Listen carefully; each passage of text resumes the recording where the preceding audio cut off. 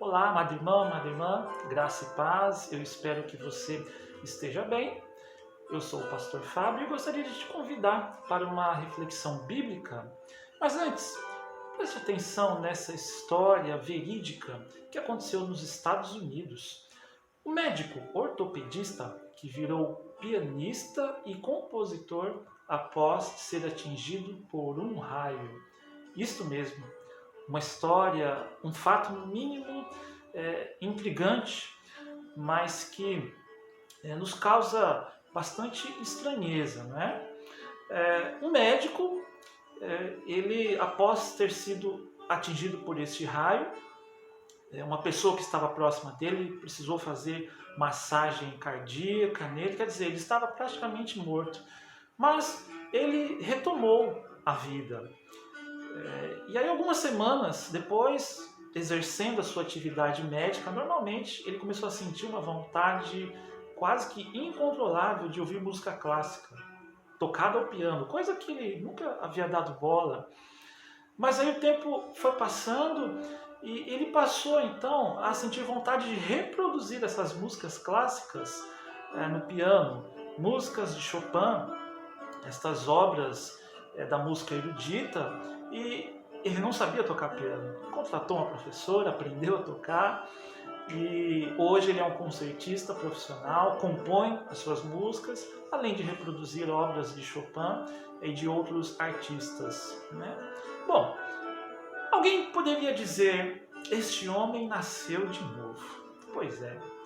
E tantos outros que passaram por essa experiência da chamada quase morte, ou experiência extracorpórea, enfim, são verdadeiros milagres de Deus na vida destes homens e destas mulheres.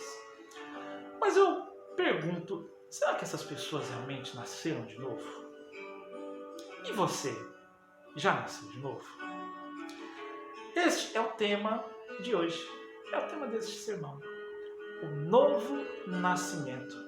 E eu gostaria então de partilhar com você um texto bíblico no Evangelho de João, capítulo 3. Nós vamos ler do verso 1 ao 12 e depois do 13 ao 17. Diz assim a palavra do Senhor. João 3, a partir do versículo 1. Havia entre os fariseus um homem chamado Nicodemos, um dos principais judeus. Este de noite foi até Jesus e lhe disse: Rabi, sabemos que o Senhor é mestre vindo da parte de Deus, porque ninguém pode fazer estes sinais que o Senhor faz se Deus não estiver com ele. E Jesus respondeu: em verdade lhe digo, que se alguém não nascer de novo, não pode ver o reino de Deus. Nicodemos perguntou: como pode um homem nascer sendo velho? Será que pode voltar ao ventre materno e nascer uma segunda vez? Jesus respondeu: em verdade lhe digo, quem não nascer da água e do Espírito não pode entrar no reino de Deus. O que é nascido da carne é carne, e o que é nascido do Espírito é Espírito. Não fique admirado por eu dizer, vocês precisam nascer de novo. O vento sopra onde quer. Você ouve o barulho que ele faz, mas não sabe de onde ele vem, nem para onde vai. Assim é todo o que é nascido do Espírito. Então Nicodemos perguntou: como pode ser isso? Jesus respondeu: você é mestre em Israel e não compreende estas coisas? Em verdade lhe digo, que nós falamos do que sabemos e damos testemunho do que vimos, mas vocês não aceitam o nosso testemunho. Se vocês não creem quando falo sobre coisas terrenas, como crerão se eu lhes falar sobre as celestiais? Até aqui, por enquanto. Senhor, a Tua palavra foi lida, que o Senhor possa falar aos nossos corações, conforme a Tua vontade. Em nome de Jesus. Amém. Jesus foi constantemente confrontado pela elite política e religiosa de Jerusalém, porque não reconheciam nele como sendo filho de Deus, o Messias esperado, o Verbo que se fez carne, conforme o capítulo 1 do Evangelho de João. Aliás, a principal ênfase do Evangelho de João é mostrar que Jesus Cristo é sim o Filho de Deus, o Cordeiro de Deus que tira o pecado do mundo. Os fariseus era um desses grupos que o confrontavam, do qual Nicodemos fazia parte. Nicodemos era um homem esclarecido, especialista na Torá, mestre em Israel, conforme o versículo 10. Ele pertencia ao Sinédrio. Sinédrio era uma instituição de governo que dirigia a vida do povo nos aspectos religioso, social, espiritual e familiar. Em suma, Nicodemos era um homem de destaque social, popular e muito bem esclarecido a respeito das escrituras sagradas. Porém, todo esse conhecimento parece que não dava conta de crer e compreender as coisas celestiais, como Jesus disse no verso 12. E é por isso que Jesus o adverte: Nicodemos, você é um intelectual que domina a Bíblia e pratica todas as obras da lei. Nicodemos era essa pessoa que ia 2 vezes na sinagoga por semana, jejuava, orava, entregava os seus dízimos, enfim. Mas precisava de uma transformação interior. Não fique admirado por eu dizer: vocês precisam nascer de novo, como diz o versículo 7. E nascer de novo aqui, amado irmão e amada irmã, não é voltar ao ventre da mãe, como Nicodemos replicou. Não é passar por uma experiência extracorpórea ou quase morte, como aquele médico que virou pianista após ser atingido por um raio. Não, um novo nascimento não é isso.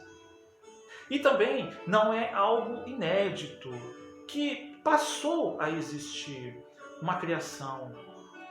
E aqui o grego nos ajuda a entender então este termo novo. No grego significa do alto, ou seja, nascer do alto. É, portanto, nascer do Espírito.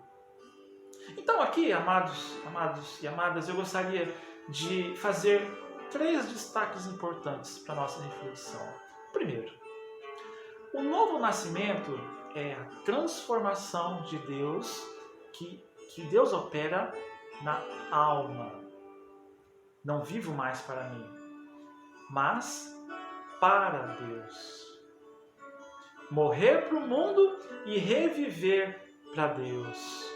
O cantor Sérgio Lopes tem um cântico que trata desse tema da natureza humana. E lá no finzinho da música dele, ele vai dizer: morrer para o mundo e reviver para Deus. A partir então deste acontecimento, passamos a caminhar para a santificação. E sem essa mudança radical, e radical aqui não é extremismo, e sim raiz, profundidade. Sem essa mudança profunda, não entraremos no reino de Deus, como diz o verso 3. Segundo destaque, nascer da água. Olha, a água é um símbolo de purificação dos pecados. Primeiro, o arrependimento e, na sequência, o nascer do Espírito. A água me faz lembrar o batismo, não é? Seja ele por aspersão, imersão, derramamento. A água simboliza então que os meus pecados estão perdoados, eu estou sendo purificado, né? E eu estou declarando publicamente que o velho homem, o velho ser humano morreu e agora está revivendo para Deus. Nasci da carne do meu pai, da minha mãe, não é? Assim diz o versículo 6, o que é nascido da carne é carne, o que é nascido do Espírito é Espírito. Então, o que quer dizer isso? Nascemos do nosso pai, da nossa mãe, e nós herdamos a humanidade, e essa humanidade, ela já vem com essa natureza pecaminosa, né? Mas, agora, uma vez que nascemos da carne, precisamos agora nascer do alto, nascer do Espírito. Versos de 5 a 7. Terceiro e último destaque. O novo nascimento é uma obra livre e soberana do Espírito Santo de Deus. E é assim que ele age em nós, com total liberdade.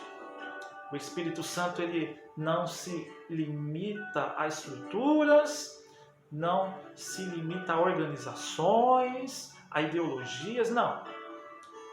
O Espírito Santo é livre para trabalhar.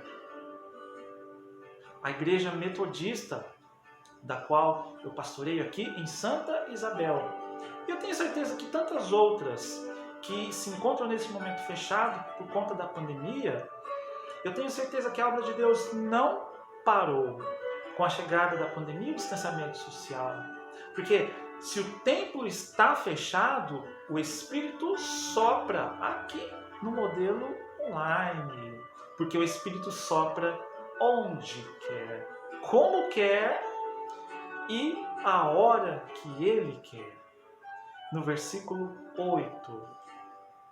E para concluirmos, eu gostaria de te convidar para visualizarmos o plano perfeito da salvação. E aqui nós vamos fazer a leitura dos versos 13 a 17 deste capítulo 13 de João. Acompanhe comigo aí na sua Bíblia. Ora, ninguém subiu ao céu a não ser aquele que de lá desceu, o Filho do Homem. E assim como Moisés levantou a serpente no deserto, assim também é necessário que o Filho do Homem seja levantado, para que todo que nele crê tenha a vida eterna. Porque Deus amou o mundo de tal maneira que deu seu Filho unigênito, para que todo que nele crê não pereça, mas tenha a vida eterna. Verso 17. Porque Deus enviou o seu Filho ao mundo, não para que condenasse o mundo, mas para que o mundo fosse salvo por ele. Aqui aparece a serpente. A serpente significa o diabo, Satanás. Lembremos lá de Gênesis, na origem, quando a serpente, Satanás, injeta no ser humano o veneno do pecado. E aqui, no diálogo com Nicodemos, Jesus vai rememorar um fato histórico de Números, capítulo 21, onde o povo começou a murmurar e Deus enviou serpentes venenosas. Muitos começaram então a morrer.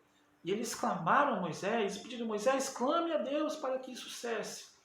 E orientado por Deus, Moisés levantou numa estaca uma serpente de bronze. E diz a palavra que todo aquele que olhasse para aquela serpente na estaca que estava levantada, mesmo sendo mordido por uma serpente, o veneno não o mataria. E assim muitos puderam se salvar. E agora, Jesus será levantado para a salvação de todo aquele e aquela que olhar para Ele. O antídoto definitivo contra o veneno do pecado e da morte. E aqui nós podemos visualizar então o plano da salvação, a Trindade Santa trabalhando nesse plano maravilhoso da salvação. Mas aí você pergunta: pastor, onde é que está escrito Trindade nesse texto? Né? Não encontramos essa palavra Trindade nem nesse texto, em nenhuma outra parte da Bíblia.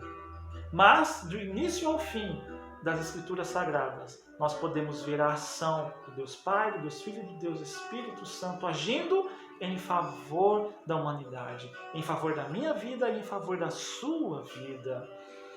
Então, preste atenção, porque nesse texto nós vemos a ação da Trindade agindo pela nossa salvação e vida eterna. O Pai envia, o Filho salva e o Espírito opera o novo nascimento. E aqui eu gostaria de resgatar a pergunta inicial: e você? Já nasceu de novo? Pense nisso. Reflita sobre isso. E busque em Deus esta questão em sua vida. É importante para todos nós. Só assim entraremos no reino de Deus. Só assim seremos de fato transformados. Que Deus nos abençoe nesta palavra. Que o Espírito Santo, assim como o vento, possa encontrar liberdade para agir com liberdade na minha vida e na sua vida, operando em nós um novo nascimento. Que Deus nos abençoe nesta palavra, que Deus te abençoe e eu espero que esta mensagem tenha sido edificante para a sua vida. Então, compartilhe esta mensagem com seus amigos, com suas amigas, abençoe alguém, se inscreva também no canal, porque teremos ainda muitas oportunidades de refletirmos na palavra de Deus e também crescermos juntos e juntas. Vamos orar e assim nós terminamos. Senhor, nós te agradecemos por esta rica oportunidade de aprendermos um pouco mais da tua palavra. Que o Senhor nos abençoe, que o Senhor nos transforme, que o Senhor nos ajude, Pai, a nascer de novo.